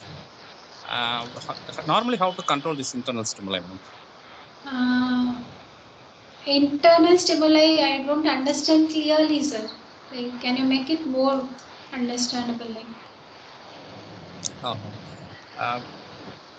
Madam, in fact, I think Sara is asking that as an internal stimulus means many sort of hormones and other things are being generated by different. No, I wanted to know whether it's your thinking or the physiology. No, that is the external and internal factors are involved, madam. Yeah. And so yeah, that's why I'm asking. Okay. So because internal factors, like very technically speaking, there are some physiological factors. Like here we said, like your anger is going to affect your liver, but in turn, if your liver is affected, the person will be frustrated. The person will be having a lot of tension, or he will be showing out the outburst of anger. So when it is internally coming out, like here, for others to understand, it's like, sir, question is emotions are the things which are we are expressing, but when it is coming from some internal factor, like when there is some physiological disturbances in our body, it leads to the emotional outburst. In that case, Definitely, you will have to look into the internal factors like why your liver is affected. Might be some diet. For example, for liver, I can say if you are having some mint juice or pudina juice, it will be helping to strengthen your liver. So we have practically given this like mint juice every day, mint and coriander, you mix it, have the juice of it every day morning, your liver's health will be improved. And as your liver health is improved, the person's anger will come down. So the same goes for everything. But here you need to analyze or you need to go to a doctor to understand why that is there. So if it is a real internal reason, we need to take a care to make it right. Thank you very much. Thank you. Thank you, madam. Thank you. Any other participant, if you want to interact, you can just raise your hands. I think so. We have came to the end of the session, madam. So, as a final words, if you wish, you can say a few words about Sona Medical College of Naturopathy and Yoga to the participants, so that they can have some awareness about our group of institutions, ma'am. Definitely, sir. So, before saying about the naturopathy and yoga, I would like to thank the entire organizing team. You have really done a very beautiful job, right from selecting the topic and then the speakers throughout the field. You should have put a lot of efforts in doing this, organizing this event, very patiently managing the entire program, everyday schedule. Definitely, I was not able to attend the initial few days of program, but still, now and then when I come inside here, and every time there was a lot of patience and interaction was there. So I should give a very hats off to your all the organizing team, and I should also thank the institution for calling us to give a speech in front of everyone so that even we gain. I always believe that when we give something, we also learn some new things. Even while asking some doubts and when participant asks some questions, our brain will be kindled, will be activated. So I'm very thankful to all of you, sir. I'm also thankful to our chairman, sir, vice chairman, sir, and principal of Sona College of Technology, and also my own principal, sir, who have given me permission to do this. So thank you all. And Sona College of Naturopathy and Yoga, it's like we run a 5.5 years BNYS course. It is equal to a medical degree like an MBBS. This is also for 5.5 years. And an advantage here is NEET is not needed for this particular stream of medicine. Might be in future it will be added very soon. And here we'll be teaching, or in this curriculum there is a lot of therapies included which completely heals a person through understanding this bioenergy. Here, like in naturopathy, doctors will understand what is a patient, what is his internal conditions and external problems. Like sir was asking the internal factors. Initially, I just got like whether he is technically speaking or he is asking some other things. So you will be understanding, and then the doctor will be able to give proper treatment which is needed. Then you will be able to handle your life healthily. So, and here we have a lot of herbal things, herbal knowledge, herbal products. So healing is natural here, and we strongly believe, and it is also true that your body can heal itself. You don't need an external doctor to heal it. So thank you, sir. Thank you for giving this opportunity again. And thanks to all the participants who were patiently listening to me. I'm really not sure how much you were able to understand and how relevant it was. But still, thanks a lot for everyone. Thank you, sir. Thank you very much, madam. It was really a wonderful session.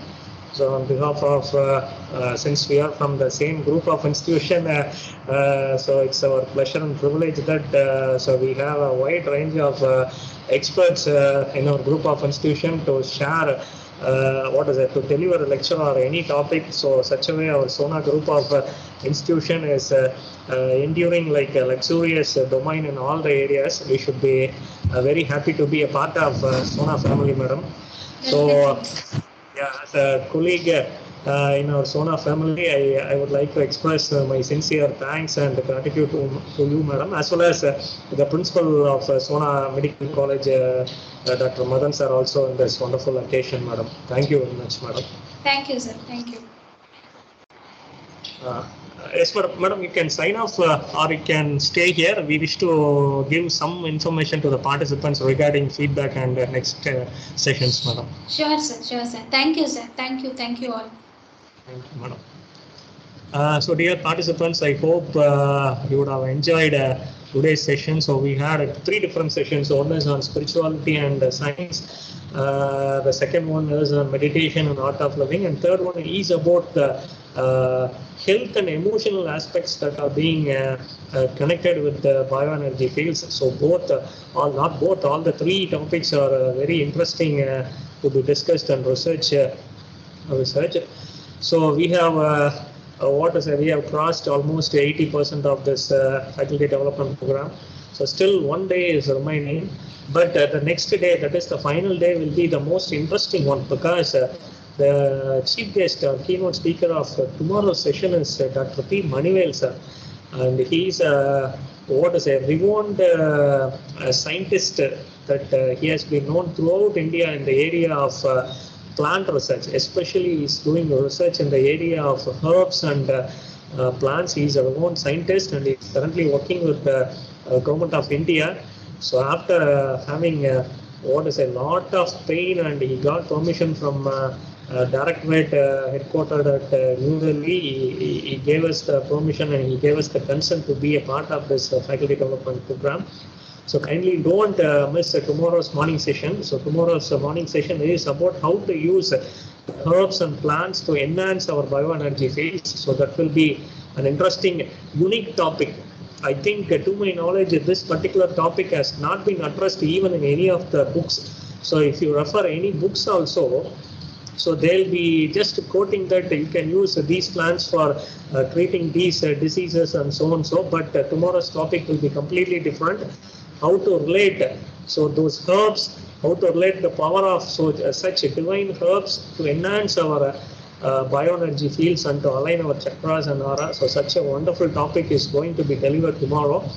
And also the last session will be Reiki healing. So it will be handled by Dr. Sendul Vedivu. Again, it is from our own past Sona group of institutions. So don't miss those 2 sessions. And we have posted the feedback form. Many participants have asked that the feedback form is not open. Yes, I think now it will be open. You can post your feedback before 11:59 p.m. Tonight.